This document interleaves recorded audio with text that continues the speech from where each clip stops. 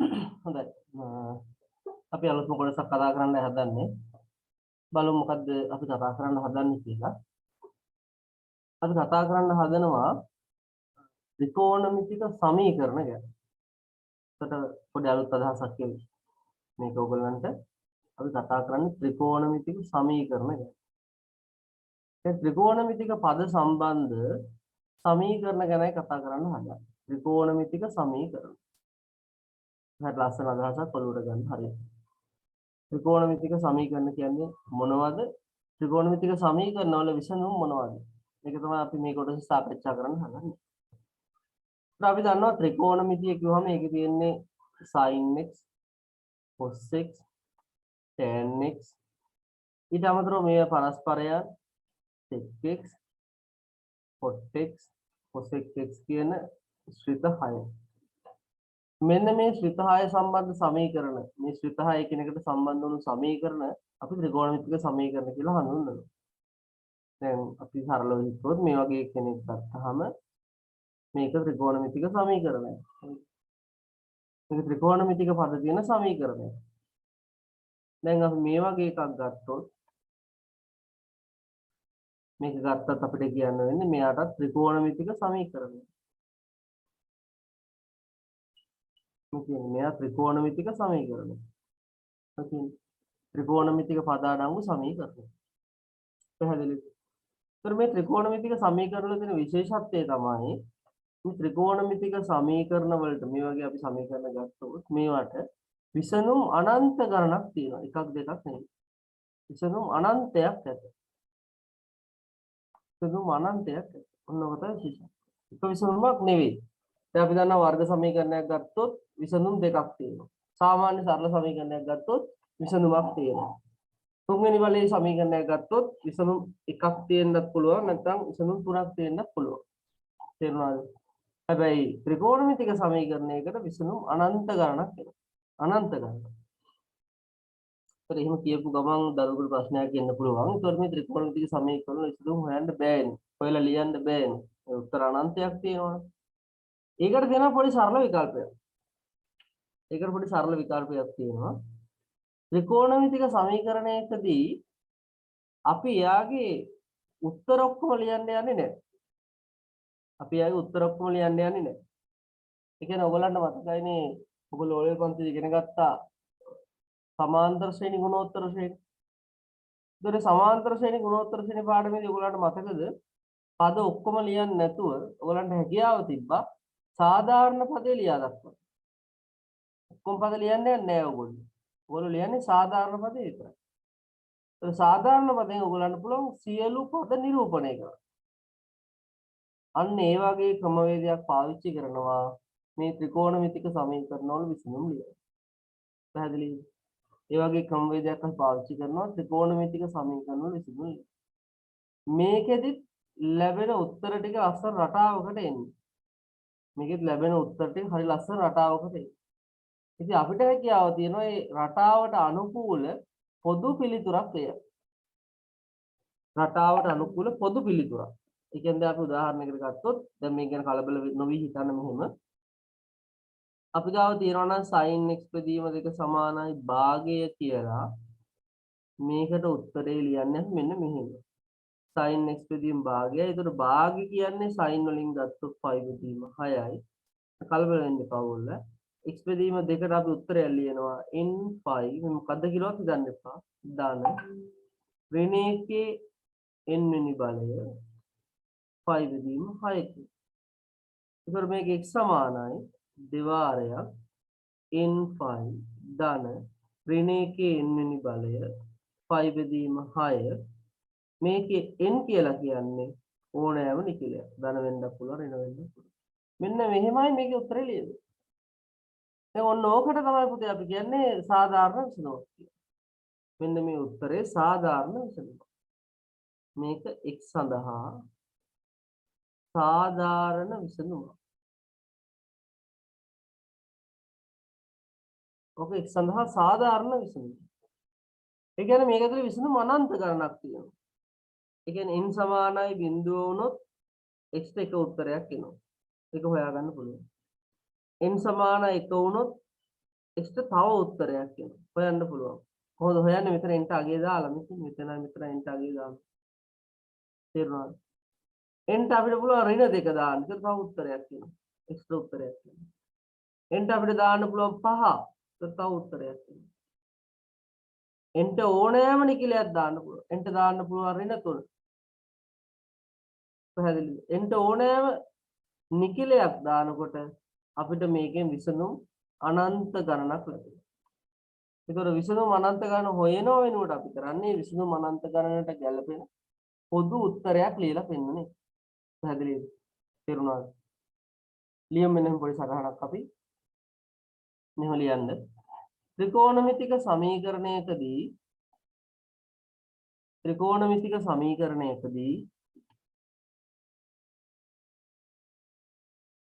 එම සමීකරණය තෘප්ත කරන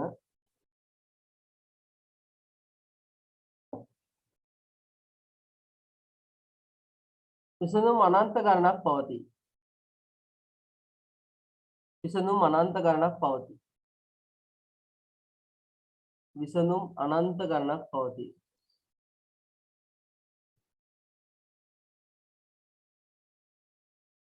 එම නිසා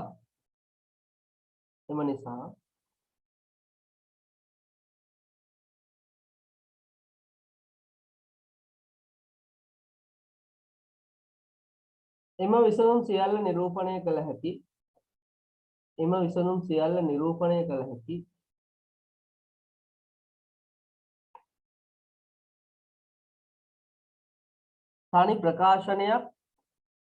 තනි ප්‍රකාශනයක්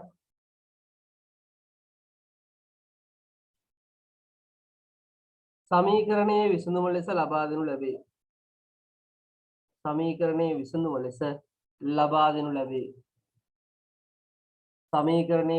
ලෙස ලබා දෙනු ලැබේ. සමීකරණයේ විසඳුම ලෙස ලබා දෙනු ලැබේ.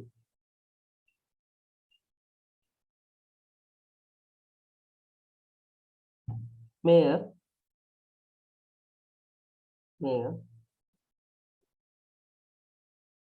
අදාළ සමීකරණයේ සාධාරණ විසඳුම ලෙස හඳුන්වනු ලැබේ.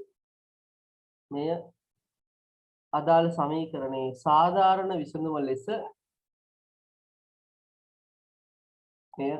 සමීකරණයේ සාධාරණ විසඳුම ලෙස සලකනු ලැබේ. අදාළ සමීකරණයේ සාධාරණ විසඳුම ලෙස හඳුන්වනු ලැබේ. අදාළ සමීකරණයේ සාධාරණ විසඳුම ලෙස සලකනු ලැබේ.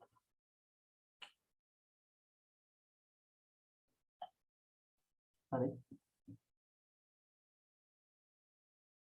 හොඳයි. මේ බලන්න. දැන් අහන්න. දැන් ත්‍රිකෝණමිතිය ගත්තාම ත්‍රිකෝණමිතික සමීකරණ කෙලවරක් නැත. අනන්ත ගණනක් තියෙනවා. එකක් දෙකක් තුනක් හතරක් නෙවෙයි අනන්ත සමීකරණ ප්‍රමාණයක් තියෙනවා. සමීකරණ කියනවා ලියලා ඉවර කරන්න බෑ කවදාවත්. සමීකරණ වලට අවසානයක් නැහැ. හැබැයි ත්‍රිකෝණමිතියේ තියෙනවා මූලික සමීකරණ තුනක්. මූලිකයෝ තුන් දෙනෙක්. ඔයාට මූලිකයෝ තුන් දෙනා හොඳට පැහැදිලි වෙනවා නම් හොඳට තේරුම් යනවා නම් හොඳට ඔලුවට ගන්න පුළුවන් නම් ඔයාට ඉතාම පහසුයි මේ ත්‍රිකෝණමිතික සමීකරණ කොටස අල්ලගන්න. මූලිකයෝ තුන් දෙනා හඳුනා ගන්න. මූලිකයන් තිදෙනා කවුද? මෙන්න පුතේ මූලිකයන් තිදෙනා.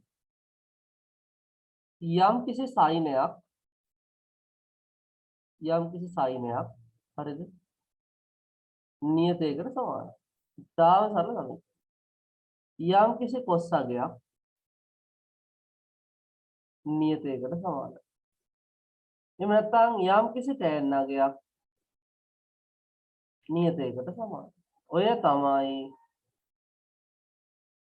පළවෙනි මූලිකම සමීකරණ තුන. සරලම සමීකරණ තුන. මූලික සමීකරණ තුන. පැහැදිලිද? මේ මූලික සමීකරණ තුනේ මේ k ගේ පරාසය ගැන යමක් ඔයගොල්ලෝ තේරුම් ගන්න ඕනේ. k කවුද? කොහෙද ඉන්න පුළුවන්? k කියන්නේ තාත්වික අගය. sin ගෙනම් ඔය k ඉන්නේ ඍණ 1යි ධන 1යි අතරේ. cos ගෙනම් k ඉන්නේ ඒත් ඍණ 1යි ධන 1යි අතරේ. හැබැයි tan ගේ ඕනෑම තාත්වික අගයක් නෙමෙයි. sin ගේ ධන 1යි ඍණ 1යි අතරේ. cos ගේ ධන 1යි ඍණ 1යි අතරේ. tan ගේ ධන 1යි ඍණ 1යි අතර නෑ tan කියන්නේ අනන්තයට යනකම් විදිනවා. මම මේ මොකද්ද මේ ඇයි මෙහෙම වෙන්නේ කියන එක ගැන ඔයාලට පොඩි අදහසක් දෙන්න හදන්නේ. බලන්න මෙන්න මේ අදහස. අපි sin cos tan තුන්දෙනාගේ හැසිරීමේ ස්වරූපේ ප්‍රස්තාවිකව පොඩ්ඩක් පෙන්වන්න හදන්නේ. ඉතරට පොඩි අදහසක් ගන්න ලීසි. බලන්න මොකද්ද කරන්න.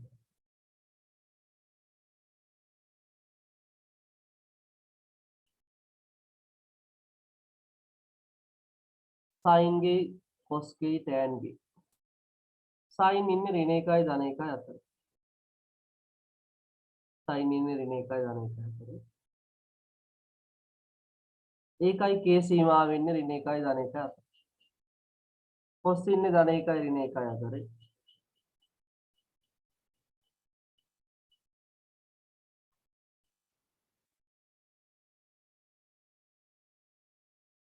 tan ට එහෙම සීමාවක් නැහැ. එතකොට දරුවෝ sin ගේ වක්‍රය මෙන්න මෙහෙම හැසිරෙනවා. මේක තියලා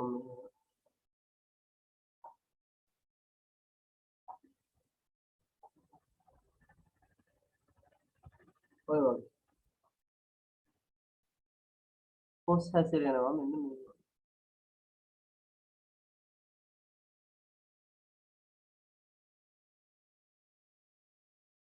දල හැසිරීමක්. tan හැසිරෙනවා මෙන්න මේ වගේ.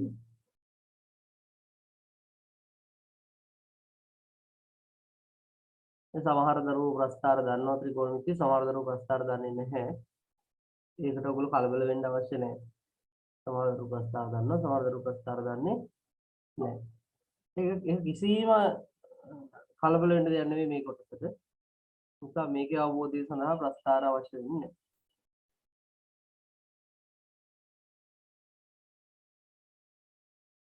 මෙන්න මම tan ගේ sin ගේ cos ගේ ප්‍රස්ථාර වල දල හැඩයන් ටික ගත්තා.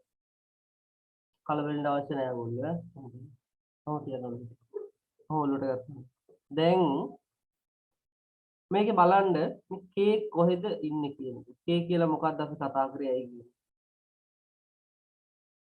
cos අගයක් k ට සමාන වෙනවා. sin අගයක් k ට සමාන වෙනවා. tan අගයක් k ට සමාන වෙනවා. ඒක තමයි අපේ අරමුණ මෙතන සමීකරණය කියලා අරන් තියෙන්නේ. දැන් මෙතන ධන 1 මේ බලන්න sin ගේ ප්‍රස්ථාරය මෙතන ධන 1 මෙතන ඍණ 1. cos ගේ ප්‍රස්ථාරය මෙතන ධන 1 මෙතන ඍණ 1. tan ගේ ප්‍රස්ථාරය ඍණ අනන්ත ධන අනන්ත. එතකොට ඔය k කියන එක කොහෙද ඉන්නේ? ඒක තමයි ප්‍රශ්නේ. k. මේ sin a k ටනේ සමානලා තියෙන්නේ. sin a k ට සමානලා තියෙන්නේ. cos k ට සමාන වෙලා තියෙන්නේ. එහෙනම් k මෙන්න මේ හරිය ඉන්නවා කියලා හිතමු එතකොට. එතකොට k මේ හරිය ඉන්නවා කියලා හිතමු. එහෙනම් හිතමු උපකල්පනය කරමු. එහෙනම් හිතලා උපකල්පනය කරලා සිද්ධාන්ත තේරුම් ගමු. අන්න k. ඒතකොට දරුවනේ k ඔතන හිටියොත් sin a යගේ k වෙනවා කියන්නේ මෙන්න මෙතන ගැලපෙනවා. ඒ කියන්නේ මෙන්න මේ කෝණය ගැලපෙනවා මෙතන. ඒව නැත්තම් මෙතන ගැලපෙනවා. අන්න මං කිව්ව උත්තර අනන්ත ගානක් තියෙනවා කියලා ඔක තමයි පේනව නේද? කොහොම මේ පැත්තට තව උත්තර හම් වෙනවා ප්‍රස්ථාරේ. මේ පැත්තට හම් වෙනවා. කෙරේ sin ගේ අගය k වෙන අවස්ථා තියෙනවා ගොඩක්. මෙතන මොකද්ද කියන්නේ? cos ගේ අගය මේ බලන්න cos ගේ ප්‍රස්ථාරේ. cos ගේ අගය k වෙන අවස්ථා ගොඩක් තියෙනවා. එකක් නෙවෙයි ගොඩක් තියෙනවා. එකක් මෙන්න මෙතන මේ තියෙන්නේ. alpha 1. අනික මෙන්න මෙතන මේ තියෙන්නේ. alpha 2. තව ගොඩක් තියෙනවා. මේ tan ගේ අගය k වෙනවා කියලා ගත්තොත් ඔයාලට පේනවාද මෙතන මේ tan ගේ අගය k වෙනවා කියලා ගත්තොත් මෙන්න මෙතන ගැලපෙනවා k. tan ගේ අගය k වෙනවා මෙතනත් මේ tan ගේ අගය k වෙනවා උතන. එතකොට මේ ප්‍රස්ථාර තුනෙන් පේනව නේද? sin ගේ අගය k වෙන අවස්ථා අනන්ත ගණනක් තියෙන බව. මෙතන මම යටින් ලියනවා ඒ අදහස. මෙතන අපිට පේනවා sin ශ්‍රිතේ අගය sin ශ්‍රිතේ අගය k වන අවස්ථා අනන්තයක් ඇත. අවස්ථා අනන්තයක් ඇත. අවස්ථා අනන්තයක් තියෙනවා. පැහැදිලිද? ඊළඟට කොස්ගෙත් එහෙමයි. කොස්විතේ අගය කේවන. කොස්විතේ අගය කේවන අවස්ථා අනන්තයක් තියෙනවා. අවස්ථා අනන්තයක් ඇත. මම අනන්තයට දෙන සංකේත ගමු. විතර තෙන්ගි තෙන් ස්විතේ අගය කේවන අවස්ථා අනන්තයක් ඇත. මේ අවස්ථා හැම එකක්ම අපිට උත්තර විදිහට දෙන්න බෑනේ දරුවනේ. මේ සියල්ල උත්තර විදිහට දෙන්න හැකියාවක් අපිට නැහැ. අපිට කිසිම හැකියාවක් නැහැ මේ ටික ඔක්කොම උත්තර විදිහට දෙන්න. ඉතින් මොකද කරන්නේ අපි එතකොට? උත්තර තියෙන බව පේනවා. ඉතා හොඳින් පේන උත්තර තියෙන බව. නමුත් උත්තර ඔක්කොම දෙන්න විදිහක් නැහැ. ඉතින් මොකද්ද අපි ඒකට කරන්නේ? ඒකට කරන්නේ ඉතාම සරල වැඩක්. ඉතාම සරල වැඩක්. කොන්න බලන්න මේකෙදි කරන වැඩේ ඉතාම සරල වැඩක්. හරියට ඔලුවට ගන්න හරි ලස්සන කතාවක් කියන්න දෙන්න. මේ බලන්න. අගය කේවන මෙන්න මෙතන හොඳට ඔලුවට ගන්න. අගය කේවන ආන්න මේ බලන්න. ඍණානුව ධනානුව තුල කෝණය හඳුනා ගන්න. ඍණානුව ධනානුව තුල කෝණය සොයා ගන්නවා. කෝණය සොයා ගන්න. ඔය සයින් වලදී කොස් වලට ගියාම අගය කේවන බිංදුව 180 තුල කෝණය ගන්න. බිංදුව 180 තුල කෝණය සොයන්න. මෙතනත් දරුවනේ අගය කේවන ඍණානුව ධනානුව තුල කෝණය සොයන්න. ඍණානුව ධනානුව තුල කෝණය සොයන්න. ඔන්න එහෙනම් මම කියපු කතාව වලට ගන්න. සයින් වලදී සමීකරණ දීලා තියෙනවා නම් අගය අපැත්තේ තියෙන k නම් දකුණු පැත්තේ තියෙන k නම් අපි එම k අගයට අදාළ බිංදුව 94 කෝණය වැරදුනා මට. ඍණානුව ධනානුව තුල කෝණය හඳුනා ගන්න. කොස් වල නම් බිංදුව 180 තුල කෝණය හඳුනා ගන්න ඕනේ. tan වල නම් ඍණානුව ධනානුව තුල කෝණය හඳුනා ගන්න. මොකද චූටි උදාහරණ දෙක තුනක් ඔයගොල්ලන්ට ලියනවා. ඒතර තේරුම් ගන්න. දැන් හිතන්න දරුවනේ sin 2x සමානයි භාගයයි කියලා. අන්න එතකොට පේනවා භාගයට තුල්‍ය වන භාගයට ගැලපෙන අපි හොයා ගන්න ඕනේ ඍණානුව ධනානුව තුල කෝණය. කවුද ඒක? අපි දන්නවා sin වලදී භාගයට සමාන කෝණය තමයි π බෙදීම 6. ඊළඟ මෙතන අපි උදාහරණයක් ගත්තොත් cos වලදී අපි හිතමු මෙහෙම cos x බෙදීම 2 සමානයි 1යට මූල 2යි. අන්න ඔහොම සමීකරණයක් දීලා තියෙනවා නම් 1යට මූල 2ට ගැලපෙන 1යට මූල 2ට ගැලපෙන බිංදුව 180 තුල කෝණයක් තියෙනවා. බිංදුව 180 තුල කෝණයක් තියෙනවා. කවුද? අංශක 45 නැත්නම් 5 බෙදීම. අපි tan වලටත් උදාහරණයක් ලියුවොත් අපිට කියන්න පුළුවන් tan x බෙදීම 4 සමානයි අපි හිතමුකෝ දරුවනේ මූල 3යි කියලා. ඒක මූල 3 නම් මූල 3ට ගැලපෙන ඍණානුව ධනානුව තුල කෝණයක් තියෙනවා. ඍණානුව ධනානුව තුල කෝණයක් තියෙනවා. ඍණානුව ධනානුව තුල කෝණය අපි දන්නවා 5 බෙදීම 3. තේරුණාද දාලා? තේරුණාද දාලා? පැහැදිලිද? ඒතර හැම වෙලාවෙම මතක තියාගන්න ඕනේ මොකද්ද? sin x සමානයි k cos x සමානයි k tan x සමානයි k. මම එතන x කියලා ගන්න නැතුව fx ගත්තා වඩා සාධාරණව. ඒතර sin එකක් k ට සමානයි, cos අගයක් k ට සමානයි, tan අගයක් k ට සමානයි. මේ වගේ මොහොතක් තමයි අපි හඳුන්වන්නේ සරලම සමීකරණය කියලා. මූලික සමීකරණය කියලා. මේ අපි ලියලා තියෙන්නේ ත්‍රිකෝණමිතිය අපිට ගන්න පුළුවන් මූලික සමීකරණ තුන. මූලිකයෝ තුන් දෙනා. ඒ කියන්නේ මූලිකයෝ කියලා හඳුන්වන්නේ මොකද්ද? සයිනයක් පමණමයි තියෙන්නේ, cos පමණයි තියෙන්නේ, tan පමණයි තියෙන්නේ. ඒකට වෙනත් දේවල් සම්බන්ධ වෙලා නැහැ. වෙන පද සම්බන්ධ වෙලා නැහැ. ඒතර එවැනි අවස්ථාවකම k අගයට ගැලපෙන කෝණ අනන්ත ගණනක් තියෙනවා. එම k අගයට ගැලපෙන කෝණ අනන්ත ගණනක් තියෙනවා. ඒ අනන්ත ගණන අතරින් අපි තෝරගන්නේ එක කෝණයයි ඉස්සෙල්ලා. එක කෝණේ තෝරගන්න. අනන්තයක් තියෙනවා. ඒකෙන් එකක් තෝරගන්න. කොහොමද ඒක තෝරගන්නේ? sin වල නම් අපි තෝරගන්නේ ඍණ 90යි ධන 90යි අතර කියලා. පුළුවන් ඒක අපිට අපි දන්න කෝණනේ තියෙන්නේ. cos වල නම් අපි තෝරගන්නේ ඍණ 90යි ධන 90යි අතර. නෑ. cos වල නම් තෝරගන්නේ 0.180යි අතර. tan වල නැවත ඍණ 90යි ධන 90යි අතර. ඒක පටලවා ගන්න තු මතක තියාගන්න මෙහෙම sin tan දෙන්නගේ ඍණ 90යි ධන 90යි අතර කෝණයක්. cos වලදී 0.180 අතර කෝණ. පැහැදිලිද? හරි. එහෙනම් පොඩි මාතෘකාවක් අපි නෑ පොඩි සටහනක් ලියමු. පොඩි තරුවක් දාලා මෙන්න මෙහෙම. පොඩි තරුවක් දාලා ලියන්න ඉස්සරහට. පොඩි තරුවක් දාලා ලියන්න. ත්‍රිකෝණමිතික සමීකරණ වල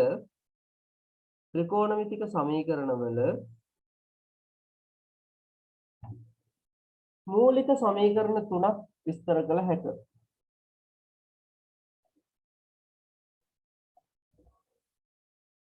ත්‍රිකෝණමිතික සමීකරණ වල මූලික සමීකරණ තුනක් විස්තර කළ හැකියි.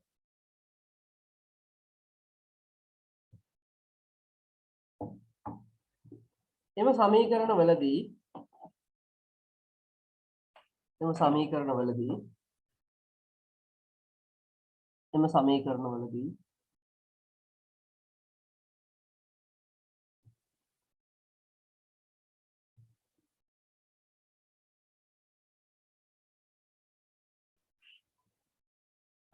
සයිනයක්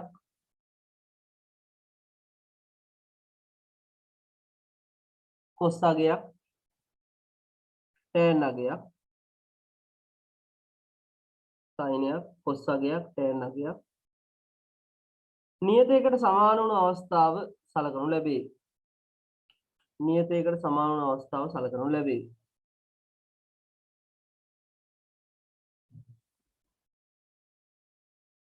මෙහිදී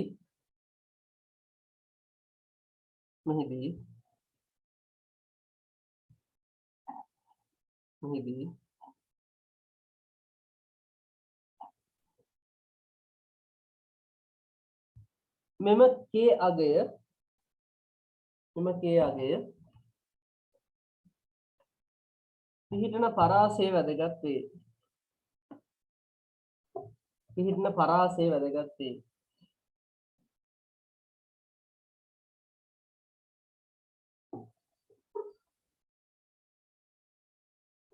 k අගය පිහිටන පරාසය වැදගත් වේ.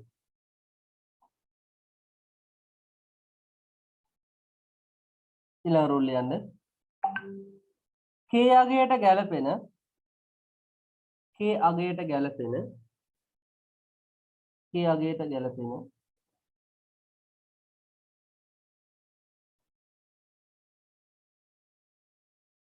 k අගයට ගැලපෙන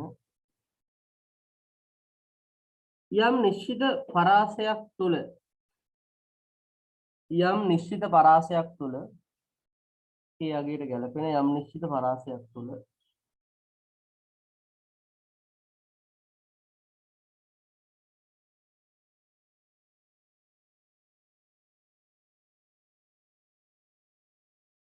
අදාළ සමීකරණයට ගැලපෙන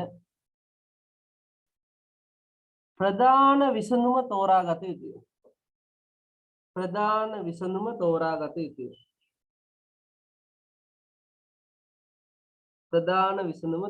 යුතුය.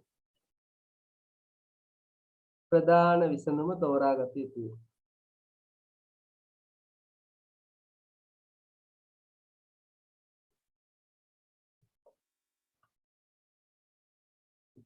තේරුණාද? එක එක සමීකරණයේදී ප්‍රධාන විසඳුම එක් එක් පරාසය තුල තියෙන sin වල ඍණ 90යි ධන 90යි තුල cos වල 0.180යි තුල tan වල ඍණ 90යි ධන 90යි තුල. එහෙනම් අපි සටහනට එමු. මේ සටහන ගන්න මේ විදිහටම කඩලා ලියා ගන්න පුළුවන් නම් කොටස් තුනකට වඩා වටිනවා. එහෙම නැත්නම් ඔයගොල්ලන්ට වෙන වෙනම ලිව්වා කියලා ගැටලුවක් නෑ එකක් යට එකක්. මෙහෙම කඩලා ලිව්වොත් පොඩි එකේ අර්ථවත් බවක් පේනවා ඔයගොල්ලන්ට. පොඩියට ප්‍රස්තාරය ඇඳලා එකක් යට එකක් ලස්සන මම ලියලා තියෙනවා වගේ තුන් දෙනා ලියන්න පුළුවන් නම් වටිනවා. ඉක්මන් කරමු අපි.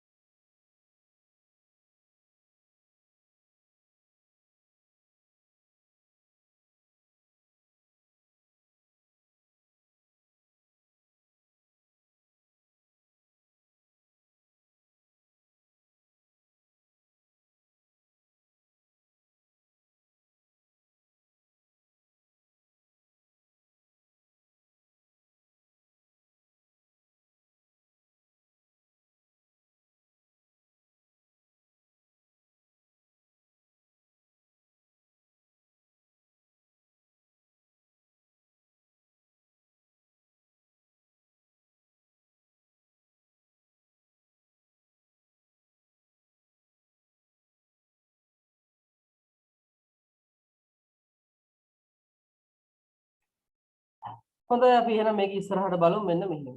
දැන් මම ඔන්න ඔයගලන්ට උදාහරණ තුනක් ලියුවා. මම තව උදාහරණ තුනක් ඔක යටින් ලියනවා මෙහෙම.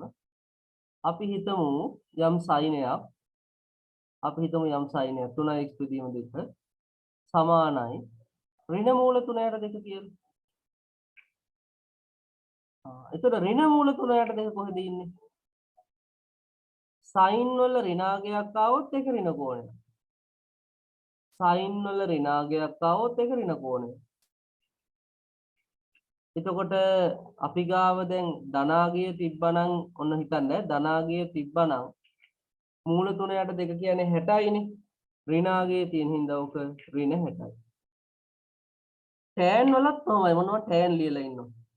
tan වලත් තමයි අපි හිතමු tan 2යි සමානයි ඍණ 1යි කියලා. එහෙනම් ඍණ 1ට ගැලපෙන කෝණය මොකක්ද? ඍණ 1ට ගැලපෙන ඍණ 90යි ධන 90යි තුර කෝණයයි ඕක. එතනදී ධන 1ට ගැලපෙන්නේ 90 නිසා ඔන්න වැරදි කතාවක් තමයි. ධන 1ට ගැලපෙන්නේ 45 නිසා ඍණ 1ට ගැලපෙන්නේ ඍණ 45. ඔය දෙකේ කිසිඳු ගැටලුවක් නැහැ. ඔය දෙකේ කිසි ගැටලුවක් නැහැ. ඉතා පහසුවෙන් ගත්ත හැකි ධන 1ට ගැලපෙන කෝණයම අනිත් පැත්තට හිතනවා. කොස් වල පොඩි අර්බුදයක් එනවා. අර්බුදයක් කිව්වට ඒක මතක තියාගන්න පුළුවන් දෙයක්. ළමකට එහෙම ලොකු ප්‍රශ්නයක් මතුවෙන එකක් නෙවෙයි. අපි හිතමු පුතේ කොස් වල ඍණාගයක් ආවා කියලා. එහෙනම් අපි කරන්නේ ඍණාගයට ගැලපෙන කෝණය හොයා ගන්නවා. ධනාගයට ගැලපෙන කෝණය 180න් අඩු කරනවා. ධනාගයට ගැලපෙන කෝණය 180න් අඩු කරනවා. දැන් ඍණ භාගෙනේ තියෙන්නේ. ධන භාගෙ තිබ්බනම් 60. ඍණ භාගෙනේ තියෙන්නේ. ධන භාගෙ තිබ්බනම් 60. අන්න ඒක 180න් අඩු කරනවා. පැහැදිලිද? ඉතා සරලව මතක තියාගන්න පුළුවන්. කොස් වල ඍණාගයක්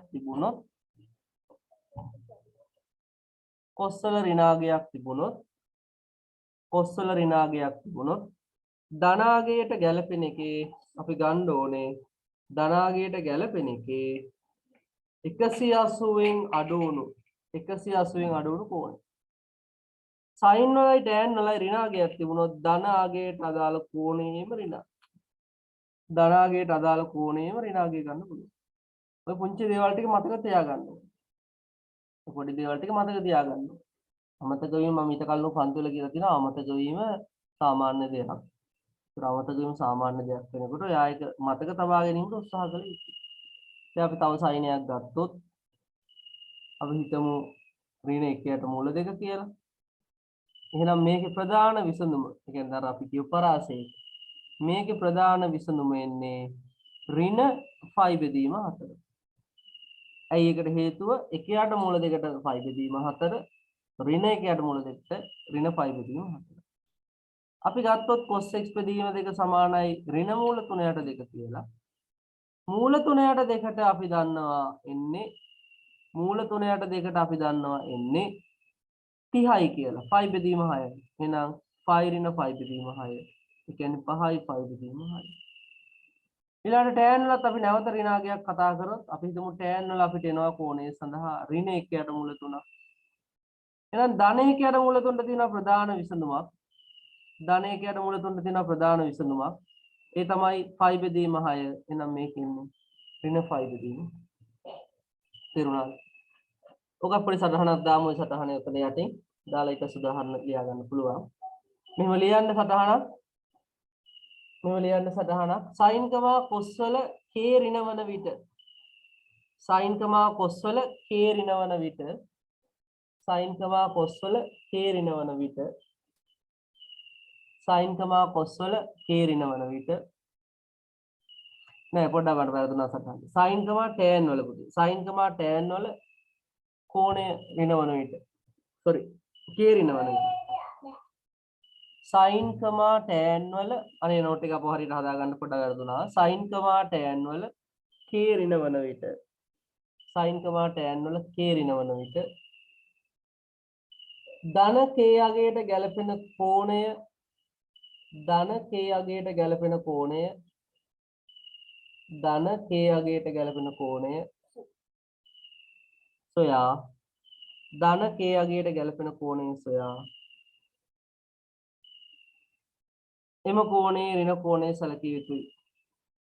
එම කෝණේ ඍණ කෝණය සැලකිය යුතුයි. එම කෝණේ ඍණ කෝණය සැලකිය යුතුයි. එම කෝණේ ඍණ කෝණය සැලකිය යුතුයි.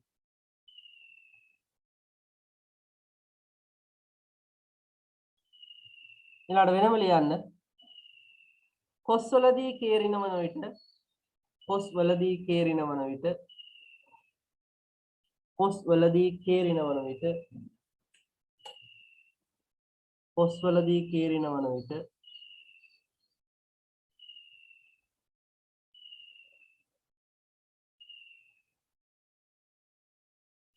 ධනාගයට තුල්්‍ය කෝණය සොයා ධනාගයට තුල්්‍ය කෝණය සොයා ධනාගයට තුල්්‍ය කෝණය සොයා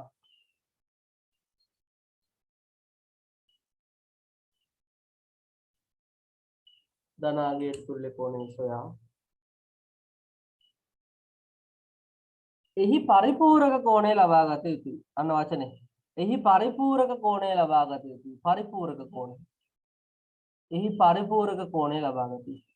ඒ කියන්නේ 180න් අඩු කරපු එක. එහි පරිපූරක කෝණය ලබා ගත යුතුයි. 180න් අඩු කරපු එක. පැහැදිලිද? හරි. 180න් අඩු කරලා ගන්න. එහි පරිපූරක කෝණය ලබා ගත යුතුයි. අපි උදාහරණ ගන්න එක අපි ඊට පස්සේ ටක් ගන්න. මේ උදාහරණ ටික දෙන ටක් ගන්න.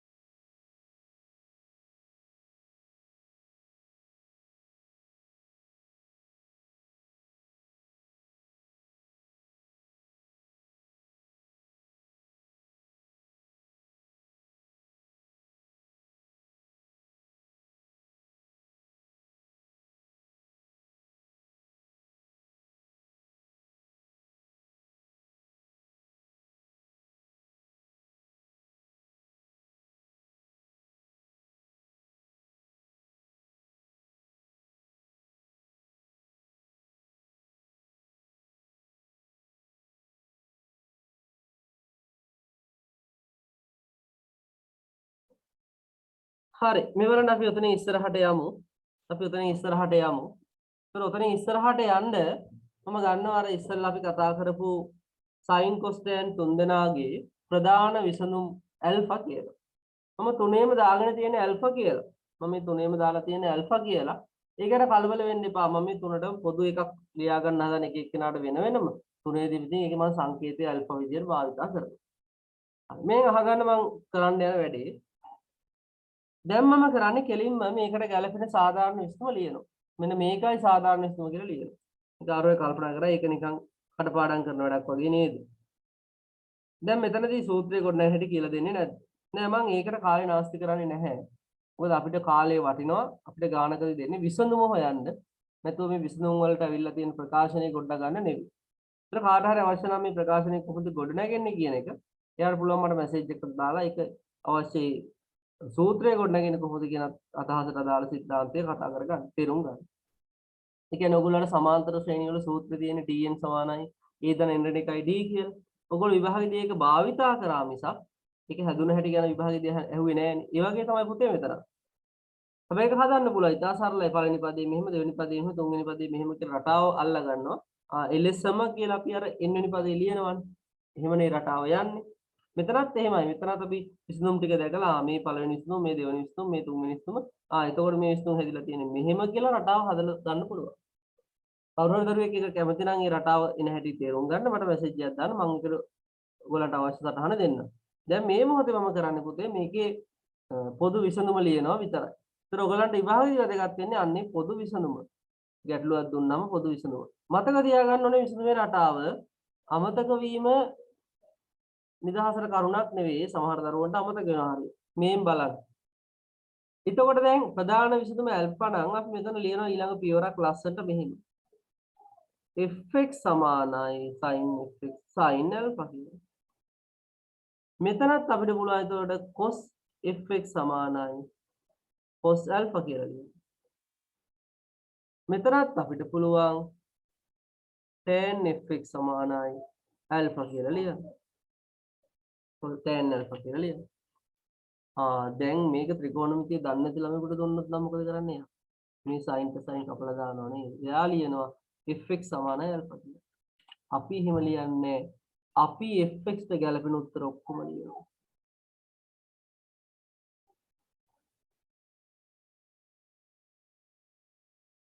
මෙතනත් fx ට ගැලපෙන උත්තර ඔක්කොම ලියනවා.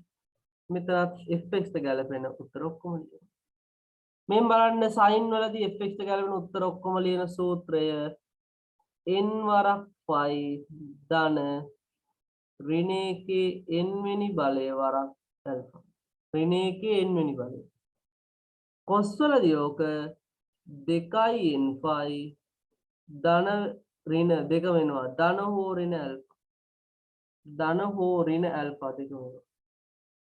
tan වලදී fx සමානයි n phi ධන alpha. n phi ධන alpha. පැහැදිලිද? ඔන්න එහෙනම් අපි ගාව ඉන්නවා සාධාරණ විසඳුම. ඔයා මේ හැඩය පාඩම් කරගන්න ඕනේ. මොකද්ද හැඩය පාඩම් කරගන්නවා කියන්නේ? tan වලදී කොයි වගේ උත්තරයක් දෙන්නේ? sin වලදී කොයි වගේ උත්තරයක් දෙන්නේ? cos වලදී කොයි වගේ උත්තරයක් දෙන්නේ? අන්නේ අදහස් ටික ඔයා මේ ටික හොඳට පාඩම් කරගන්න ඕනේ. ඒතකොට sin එකක් අපි ගාව සමීකරණේ තිබුණොත් උත්තරේ එන්නේ n phi ඍණ එකේ n බලය alpha. ඒ කියන්නේ මෙන්න මේ වගේ මේ උදාහරණයක් අපි හිතමු sin 2x සමානයි භාගයයි කියලා. එහෙනම් sin 2x සමාන වෙන්නේ sin කීයටද? 30ටනේ. අන්න එතකොට දැන් කෝණේ ලියවිලා තියෙනවා. අපි හිතමු මෙතන cos අගය අපි හිතමු මෙතන cos අගය x බෙදීම 2යි කියලා. එතන අපි හිතමු මූල 3 යට 2ක් තියෙන්නේ කියලා. එහෙනම් අපි දන්නවා මූල 3 යට 2 කියන්නේ කවුද? ඒක cos 30යි කියලා. අපි හිතමු මෙතන ලියවිලා තියෙනවා කියලා tan 3x සමාන 1යි කියලා. එහෙනම් අපි දන්නවා 1යි කියන්නේ අංශක 45යි. ඒ කියන්නේ tan 45 phi බෙදීම 7. එහෙනම් මෙන්න මෙතන ක්ෂණිකව ලියත හැකි 2x කියන්නේ උඩ රටාවෙන් n phi ධන ඍණ එකේ n වෙනි බලය වරක් අපේ කෝණය alpha ඒ කියන්නේ phi බෙදීම 6. මෙතන අපිට x බෙදීම 2 ලියත හැකි 2 n phi ධන හෝ ඍණ alpha ඒ කියන්නේ අපේ කෝණය. මෙතන අපිට ලියත හැකි 3x සමානයි n phi ධන alpha අපේ කෝණය alpha කියන්නේ අපේ කෝණය. පැහැදිලිද? මෙතන දැන් x උක්ත කරන්න පුළුවන් ඉස්සරහට භාගයක් දාලා ඒ කියන්නේ දෙපැත්තෙන් දෙකෙන් බෙදුවා කියලා. බලන්න මේක ඉතා පහසු වැඩපිළිවෙලක්. නමුත් හොඳට මතක තියාගන්න ඕනේ මේ කියන සූත්‍ර ටික n කියන්නේ නේ කියලා. මෙතන ඔක්කොම දෙකෙන් වැඩි කරන්න පුළුවන්. ඒතර 4i n phi වෙනවා. 4i n phi ධන හෝ ඍණ phi බෙදීම 3. එතනත් n කියන්නේ මේකත් අපිට 3ෙන් බෙදන්න පුළුවන් n phi ධන phi බෙදීම 4 n කියන්නේ ඔන්න එහෙනම් සාධාරණ විසඳුම් 3. ඒතකොට බලන්න හැම වෙලාවෙම මේ සූත්‍රය පාඩම් කරගත යුතුයි. මෙතෙන්ට විතරයි අපේ කෝණය ආදේශ කරන්න තියෙන්නේ. මෙතෙන්ට විතරයි අපේ කෝණය ආදේශ කරන්න තියෙන්නේ. මෙතෙන්ට විතරයි අපේ කෝණය ආදේශ කරන්න තියෙන්නේ. මේ සූත්‍රය අනිත් ටික ඔක්කොම මතක තියාගන්න ඕනේ. අනිත් පද ටික ඔක්කොම මතක තියාගන්න ඕනේ. ඇල්ෆා පමණයි අපි තෝරලා ගන්න. ඇල්ෆා පමණයි අපි තෝරලා ගන්න. පැහැදිලිද? එහෙනම් සටහනේ අපි ඉස්සරහට යමු මෙහෙම මෙන්න මෙහෙම ලියන්න. ප්‍රධාන විසඳුම ඇසුරෙන් ප්‍රධාන විසඳුම ඇසුරෙන්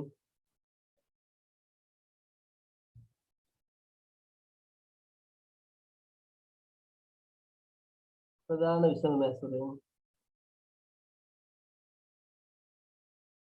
ප්‍රධාන විසඳුම ඇසුරෙන් පහත පරිදි පොදු සූත්‍රයක් ලෙස පහත පරිදි පොදු සූත්‍රයක් ලෙස පහත පරිදි පොදු සූත්‍රයක් ලෙස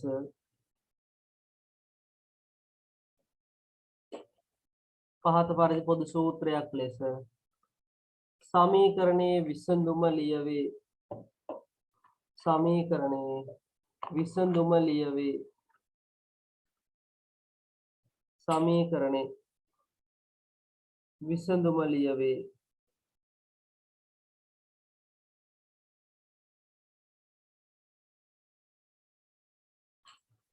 පැහැදිලිද?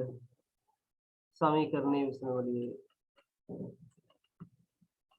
හොඳයි. එහෙනම් සටහන සම්පූර්ණ කරමු ඉක්මනින්. සටහන ඉක්මනින් සම්පූර්ණ කරන්න එහෙනම්.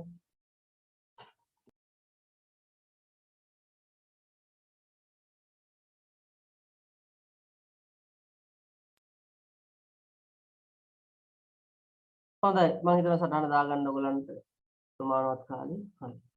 එහෙනම් දැන් ඔන්න අපි එතන ඉස්සරහට උදාහරණ වලට යනවා. එහෙනම් අපි උදාහරණ වලට යනවා ඉස්සරහට මෙතන ඉස්සරහට. එහෙනම් අපි ගාව සයිනයක් යම් අගයකට සමාන වෙලා තිබ්බොත් මොකද අපි කරන්නේ? ඒ අගයට ගැලපෙන කෙනා හොයා ගන්නවා. ඒ අගයට ගැලපෙන කෙනා හොයා ගන්නවා. ඒක ඇල්ෆා කියලා හිතමු. ටග් ගාලා ඊට පස්සේ fx ට අපේ උත්තරය ලියනවා. මේ ඇල්ෆා කොහෙද ඉන්නේ? ඍණානුව ධනානුව තුල. මේ ඇල්ෆා කොහෙද ඉන්නේ? ඍණානුව ධනානුව තුල. පොස් එකක් k වගේ අගයකට සමානයි. මොකක්ද එහෙනම් අපි කරන්නේ? ඒ k අගයට ගැලපෙන කෝණය හොයනවා. ඔන්න ඇල්ෆා. එහෙනම් අපි ක්ෂණිකව ටග් ගාලා fx ට උත්තර ලියනවා. පැහැදිලිද? මේ ඇල්ෆා කොහෙද ඉන්නේ? මේ ඇල්ෆා ඉන්නේ 0.184. පැහැදිලිද? ඊළඟට tan අගයක් තියෙනවා. tan අගයක් තියෙනවා k ට සමානයි. එහෙනම් අපිට පුළුවන් k ට ගැලපෙන කෝණය හොයාගෙන ඒක tan ඇල්ෆා කියලා හිතලා ලියන්න. දැන් අපිට fx ට උත්තරය ලියන්න පුළුවන්. මෙතනත් මේ ඇල්ෆා කොහෙද ඉන්නේ? ඍණානුවයි ධනානුවයි තුල. පැහැදිලිද? එහෙනම් මම හිතනවා ඔයගලන්ට පොඩි මූලික අදහසක් ආවා.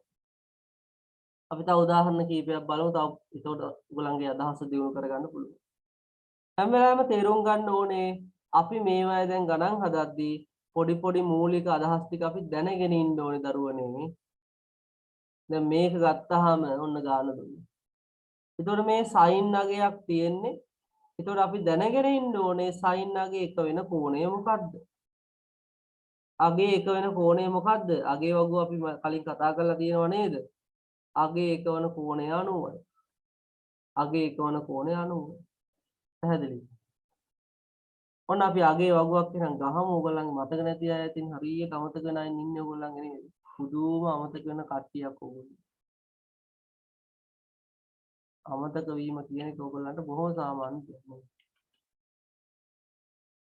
ඒකෙන්ද අමතක වෙන අයගේ මතක තබා ගැනීම සඳහා අගේ වගුව ආපහු සැරයක් ඔන්න මම ටිකක් ලොකුවට ගහන ඕගොල්ලන්ට අමතක. ඕකේ අපි දාමු කෝණය sin අගය cos අගය සහ tan. බිඳුව අපිට වැදගත් වෙනවා. 30 අපිට වැදගත් වෙනවා. 45 අපිට වැදගත් වෙනවා. 60 අපිට වැදගත් වෙනවා. 90 අපිට වැදගත් වෙනවා. මම මේ මහා කෝණ කීපයකුත් ලියන 120 135 150 180 ලේසි හොඳට. අගේ වගුව මතක නැත්නම් අනේ කරුණාකරේ අගේ වගුව පාඩම් කරගත යුතුයි ඔයගොල්ලෝ. අගේ වගු අනිවාර්යෙන් පාඩම් කරගන්න. මේකත් අමතක කරනවා නම් ඉතින් අපිට කියන්න වෙන්නේ ඔයගොල්ලෝ මේ විෂය ඉගෙන ගන්න ලොකු කැමැත්තක් තියෙන දරුවෝ නෙවෙයි.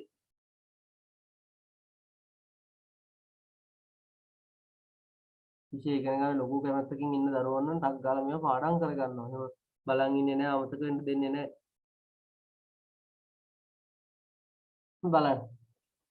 මෙතන අපි කෝණය දාමු. මෙතන අපි sin එක දැන් කීප සැරයක් අපි ලියපු එකක් නේ. මෙතන sin දාමු, මෙතන cos දාමු, මෙතන tan දාමු. මේ බලන්න. බිඳුව sin අගේ බිඳුවයි. බිඳුව sin අගේ බිඳුවයි. cos අගේ 1යි, tan අගේ බිඳුවයි. phi බෙදීම 6 මම රේඩියන් වලින්ම දානවා. phi බෙදීම 4, phi බෙදීම 3. සමහර දරුවෝ ඉන්නවා තාම phi ගෙන් ඕන කියද්දි ඒගොල්ලන්ට පැටලෙනවා එකපාරට ඔළුවෙන් කැරල් කියලා වගේ යනවා. මොකද්ද මේ කියන්නේ කියලා. ඒගොල්ලෝ මේ ෆෝන් එක හොඳට පාඩම් කරගන්න. බිඳුව. phi බෙදීම 6 කියන්නේ භාගයයි sin වලදී. cos වලදී මූල 3ට 2යි. tan වලදී 1ට මූල 3යි. 45 දී 1ට මූල 2යි. cos වලදී 1ට මූල 2යි. tan වලදී 1යි. 60 දී sin අගය මූල 3ට 2යි. cos අගය භාගයයි. tan අගය මූල 3යි. 90 දී sin අගය 1යි. cos අගය බිඳුවයි. tan අගය අනන්තයයි කියලා අපි කියනවා. නමුත් අර්ථ නොදැක්වේ කියලා අපි සැලකනවා. sin වල මහා කෝණවල පිළිතුරු වෙන්නේ පරිපූරක කෝණවල පිළිතුරු වලින්මයි. පරිපූරක කෝණවල පිළිතුරු වලින්මයි. එතන මෙතනත් බිඳුවයි කියලා එකක්. ඒ කියන්නේ මෙහෙම මතක තියාගන්න sin මහා කෝණයක් කියන්නේ sin මහා කෝණය මම ඊට කලිනුත් මේවා කියලා තියෙනවා. sin ගේ පරිපූරක කෝණයේ උත්තරයමයි. හැබැයි cos ගේ මහා කෝණයක් ගත්තාම cos මහා කෝණය ඒක සමාන වෙන්නේ ඍණ cos ගේ පරිපූරකය. ඍණ cos ගේ පරිපූරකය. tan ගේ මහා කෝණයක් කියන්නේ ඒකත් cos වගේමයි. එහෙම වෙන්න හේතුව දෙවෙනි වෘත්තපාදයේ ඍණ tan ගේ පරිපූරකය. කොහොමයි යන්නේ. ඒතර මෙතන ගත්තාම මෙයාගේ එන්නේ 60 අගේමයි. හැබැයි ඍණ වෙනවා. මෙයාගෙත් එමය 60 අගේමයි ඍණ වෙනවා. මෙයාගේ ඉන්නේ 45 අගේ ඍණ වෙනවා. මෙයාගේ 45 අගේ ඍණ වෙනවා. මෙයාගේ ඉන්නේ 30 අගය. මෙයාගේ 30 අගේ ඍණ වෙනවා. මෙයාගේ 30 අගය ඍණ වෙනවා. මෙයාගේ 30 අගය එන්නේ සෝරි වැරදුනා. මෙයාගේ බිඳුවේ අගය එන්නේ ඍණ වෙනවා. මෙයාගේ බිඳුවේ අගය එන්නේ ඍණ වෙනවා. බිඳුව. අගේ වගු අනේ කරුණාකර පාඩම් කරගන්න. ඔන්න දැන් මෙතන එකට අදාළව අපි ලියන්න ඕනේ එහෙනම් 5 බෙදීම එකට අදාළව මෙතන ලියවෙනවා 5 බෙදීම 2. ඉතින් 5 බෙදීම 2. මගේ අති වැරදීමකින් ලියලා තිබුණා 5 බෙදීම 6 කියලා. ඒ මම අර භාගය වගේ දෙන්න ඔළුවේ තියන් ඉන්න ගාන. මෙතන එනවා 5 බෙදීම 2. මෙතන එනවා 5 බෙදීම 2. ඒකට හේතුව 1. 1 තියෙන්නේ sin ගේ බලන්න 5 බෙදීම 2. අන්න දැන් ඇවිල්ලා තියෙනවා කෙලිම උත්තරේ ලියන පියවර.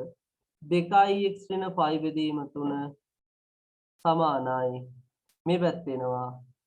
අර පොදු උත්තරේ මේ උත්තරේ තියෙන පොදු කොටස් ටික ඒ ටික ඔක්කොම ලියන්න මේ පොදු කොටස් ටික මේවා මේ n5 පොදු කොටස් ටිකක් තියෙනවා ළමයි. උත්තරේ දෙන පොදු කොටස් ටික බලන්න මෙන්න මේ ටික.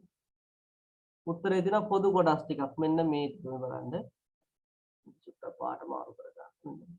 පටුස්සම මාරු කරන්න පාට. n5 ධන ඍණ එකේ n වෙනි බලය. ඔය ටික එහෙම්ම වෙනවා. ඕනෙම sin උත්තරයකට ඔය ටික එනවා. ඊට පස්සේ එනවා 5 බෙදීම 2. දැක්කද? මේකෙන් ඔයා x උක්ත කරන්න ඕනේ. ඒතර 2x තමයි මුලින් උක්ත කරන්නේ. අපි 5 බෙදීම 2. සෝරි 5 බෙදීම 3 ඔය පැත්තට දාලා මේක එනවා ඍණ එකේ n වෙනි බලයේ වතාවක් 5 බෙදීම 2 තියෙනවා. දැන් ඔක්කොම උත්තරේ දෙකෙන් බෙදලා අපිට ගන්න පුළුවන්. භාගයයි 5 බෙදීම 3 n5 ඍණ එකේ n වෙනි බලය 5 බෙදීම 2. මේක තමයි උත්තරේ. මේක n කවුද කියලා අනිවාර්යෙන් පැහැදිලිව සෑම විටම ලියන්න. n නිකිල. අපි ගත්තොත් tan එකක් මෙහෙම තියෙනවා කියලා tan 3x සමානයි මූල 3 විසඳන්න. මම ගානක් තියෙනවා. අපි දන්නවා මූල තුන tan ගේ කොහෙද තියෙන්නේ? කීයද අගය? මූල තුනට අදාළව tan ගේ අගය කියන්නේ 60යි. එහෙනම් මේක ලියන්න පුළුවන් tan 60. ඒ කියන්නේ 60 නෙමෙයි ලියන්නේ 5 බෙදීම 3 කියලා. එහෙනම් අපිට එක සැරේ 3x ලියද හැකි යාගේ සූත්‍රයෙන්. ආයෙ මම ඔයාලට මතක් කරනවා යාගේ සූත්‍රයේ මේ ටික අපි අනිවාර්යෙන් ලියන්න ඕනේ n5 ධන. ඊට පස්සේ තමයි අපේ එක්කෙනාව දාන්න ඕනේ ඇල්ෆා. n5 ධන ඊට පස්සේ අපේ එක්කෙන දාන්න බෙදීම තුන. එතකොට ඒක x ට උත්තරේ එනවා 3න් එක වරක් n5 ධන 5 බෙදීම තුන. n කියන්නේ ඔන්න පැහැදිලිද? එහෙනම් මේ කොටස අනිත් කොටස් වලට සාපේක්ෂව ඉතාම පහසුව ඔයාලට තේරෙන්න ඕනේ. මේ ත්‍රිකෝණමිතික සමීකරණ කියන කොටස ඉතාම පහසුව ඔයාලට තේරෙන්න ඕනේ. ඒ පහසුවේ මොකද්ද පහසුව කියලා මම හඳුන්වන්නේ? අපිට දෙන්නේ කොහොම ගැටලුවද? අපිට දෙන්නේ කොහොම ගැටලුවද? මෙන්න මේ වගේ ගැටලු තමයි අපිට දෙන්නේ. ඔය තියෙන මූලිකයව ගැන මම මේ කියන්නේ මූලික. මෙන්න මේ වගේ. මෙන්න මේ වගේ. මෙන්න මේ වගේ. sin එකක් k වෙනවා. cos එකක් k වෙනවා. tan එකක් k වෙනවා. ඒතර අපි උදාහරණ වල ලිව්වේ දැක්ක නේද මේ? sin එකක් k වෙලා, cos එකක් k වෙලා, tan එකක් k වෙලා. පැහැදිලිද? sin එකක් k අගයක්. cos sin එකක් k අගයක්. cos k අගයක්. cos k අගයක්. tan k අගයක්. tan k අගයක්. k අගයට ගැලපෙන කෝණය හොයන්න ඕනේ. මේ හොයාගත්තු k අගයට ගැලපෙන. k අගයට ගැලපෙන. k අගයට ගැලපෙන.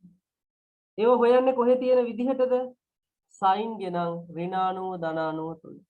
මේ මෙන්න ගැලපෙන කෝණය ප්‍රධාන කෝණය මේකේ ප්‍රධාන කෝණය ප්‍රධාන විසඳුමයි.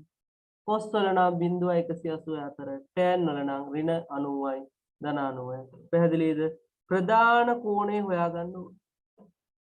ඉතින් ප්‍රධාන කෝණය හෙව්වම අපේ සමීකරණයේ ප්‍රධාන කෝණය දාලා මෙන්න මේ පියවර ලියන්න පුළුවන්. ඉතින් හරි වැදගත් නේ. මේ පියවර ලියද හැමේ අපි ලිව්වේ භාගෙනම් 5 බෙදීම 6 දාලා. තේරුණාද?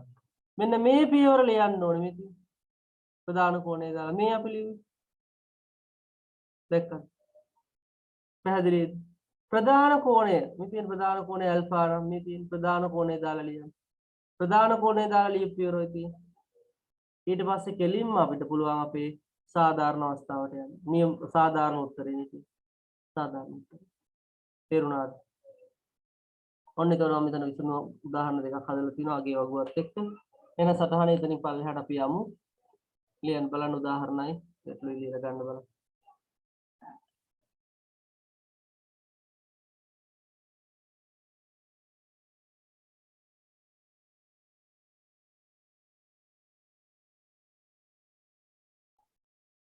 හොඳයි එහෙනම් පළවෙනි කාරණේ විදිහට ඔයගොල්ලෝ සම්පූර්ණ මේක ඔලුවට ගන්න ඕනේ මේ සූත්‍ර තුන. සූත්‍ර තුන හොඳට ඔලුවට ගන්න ඕනේ. සූත්‍ර තුන හොඳට ඔලුවට ගන්න ඕනේ. මොකද්ද? n5 ධන ඍණ 1 n වෙනි බලය වරක් ඇල්ෆා. මේක කාගේද? sin ගේ. ඊළඟට 2යි n5 ධන හෝ ඍණ ඇල්ෆා අනන්ත නෙවෙයි ධන හෝ ඍණ ඇල්ෆා මේක කාගේද? cos ගේ. අනිකෙන් 5 ධන ඇල්ෆා මේක කාගේද? tan ගේ. තේරුණාද? පැහැදිලිද? තේරුණාද? අපි තව උදාහරණයක් ගත්තොත් මෙන්න මේ වගේ අපි තව උදාහරණයක් ගමු. මේ බලන්න. sin 3x බෙදීම 2 සමානයි ඍණ මූල 3ට 2 විසඳන්න. ඒතකොට මේකේ ප්‍රධාන කෝණය කවුද කියලා ටක් දාලා ඔලුවට ගත යුතුයි. මතක තියෙන්න ඕනේ. 5 බෙදීම කීයද?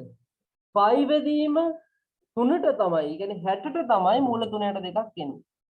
5 බෙදීම 3ට ඒ කියන්නේ 60ට තමයි මූල 3ට 2ක් එන්නේ.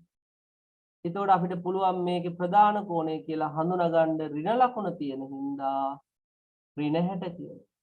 ඍණ ලකුණ තියෙන හින්දා ප්‍රධාන කෝණය ඍණ 60 බව හඳුනා ගන්න ඕනේ. හිතලා වැඩ කරන්නේ. ඇස් වලින් නෙවෙයි මොලෙන් වැඩ කරන්නේ. මොලෙන් වැඩ කරන්නේ මොලෙන්. අපි තව එකක් මේ වගේ ගමු. cos x බෙදීම 2 ඍණ 5 බෙදීම 4 වගේ. සමානයි අපි තුමු ඍණ 1ට මූල 2 කියලා. අන්න ඍණාගයක් තියනවා කියලා පේනවා cos කී. cos කී ඍණාගයක් දැක්ක කියලා අපි බය වෙන්නේ නැහැ. අපි බය වෙන්නේ නැහැ ඒකට. අපි මොකද කරන්නේ? ධනාගේ කෝණය හිතනවා. කවුද ධනාගේ කෝණය? 45. ධනාගේ කෝණය 45. එහෙනම් අපි කරන්නේ මේකට ලියන්නේ 45 නෙවෙයි 180 ඍණ 45. 180 ඍණ 45. ඒ කියන්නේ දරුවනේ ඔක 5 ගෙන් 4 එකක් 5 ගියාම 3යි 5 බෙදීම 4යි කියලා.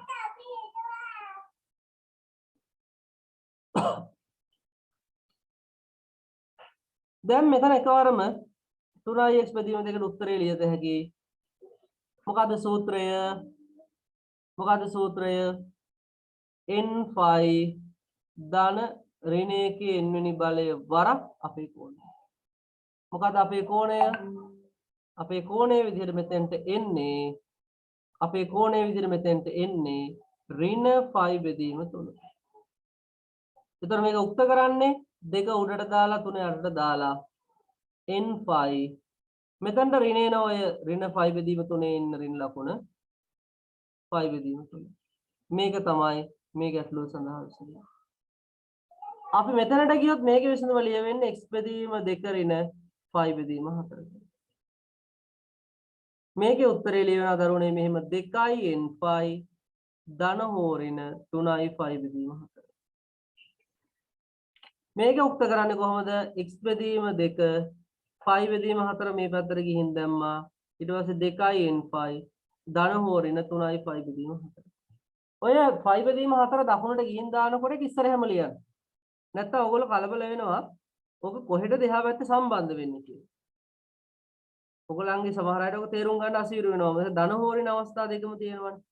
ඒතර මේ ධන හෝ ඍණ අවස්ථා දෙකම තියෙනවා කියන එකෙන් කියවෙන්නේ ධන අවස්ථාව අරගෙන එක උත්තරයක් ලියන්න ඕනේ. ඍණ අවස්ථාව අරගෙන අනිත් උත්තරේ ලියන්න ඕනේ කියලා. ඒ කියන්නේ මෙතන ඇත්තට උත්තර දෙකම වෙන වෙනම ඊට පස්සේ ලියවෙන්න ඕනේ. තේරුණාද? පැහැදිලි. උදාහරණ වලට යන්න එහෙනම්. උදාහරණ වලට යන්න.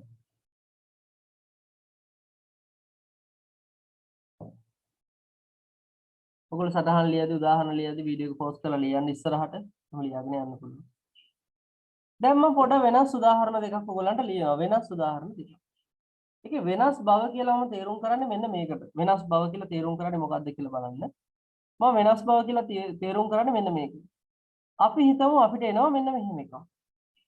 අපි පාඩම් කරලා නැති කෝණයක් හගයක් මෙතන.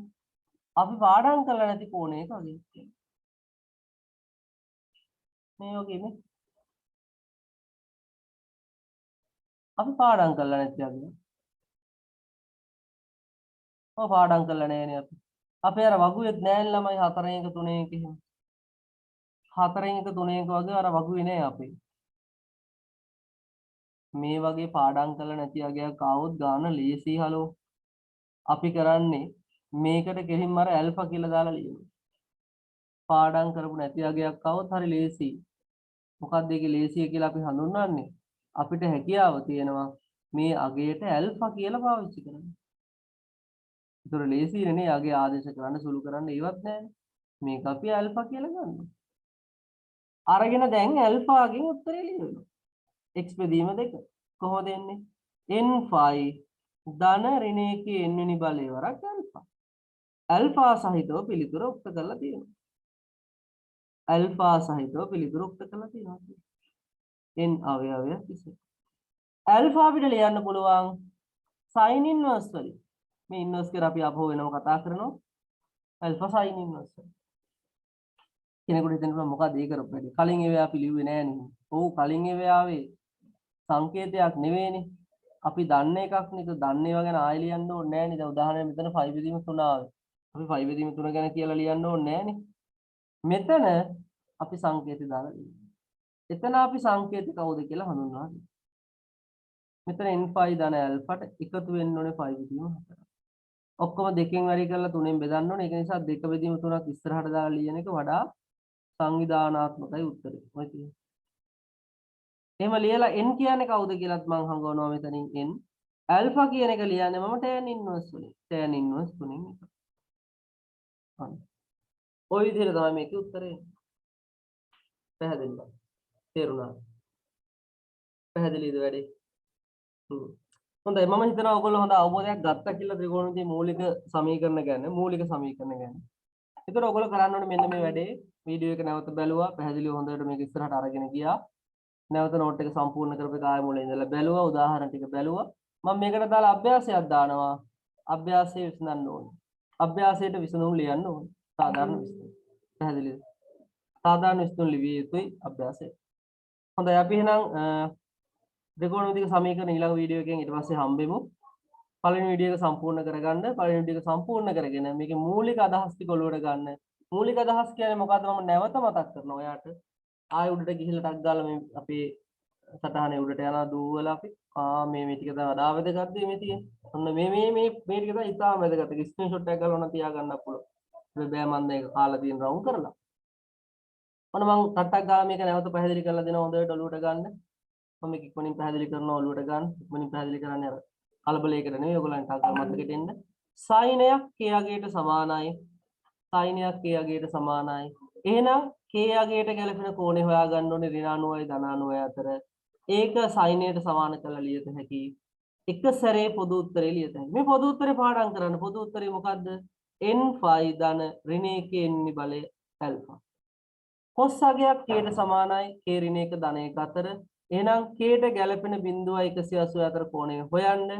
ඒක දාලා මේ සමීකරණේ කොස් වලින්ම ලියන්න දෙපැත්ත කොස් වෙන්න. කොස් කපලා දාන්න එහෙම නෑ. පොඩි ළමයි දැක්කොත් කොස් කපලා දානවා. කොස් කපනවා කියන්නේ මේ කම්බන නෙවෙයි. දෙපැත්තෙන් කොස් කපලා අයින් කරයි. එහෙම කරන්න ඕනේ නෑ. එහෙම කළා වැඩකුත් නෑ. දැන් ලියනවා පොදු උත්තරේ fx ද 2n phi ධන හෝරේ නෑ. පොදු උත්තරේ. පැහැදිලිද? මෙතන tan අගයක් k ට සමානයි. මොකක්ද අපි කරන්න ඕනේ? k ට ගැලපෙන ඍණ 90යි ධන 90යි අතර කෝණය හොයන්න ඕනේ. ඒක අපි ඇල්ෆා කියලා ගත්තොත් සමීකරණේ සම්පූර්ණ tan වලින් ලියත හැකි. සමීකරණේ සම්පූර්ණ tan වලින් ලියත හැකි.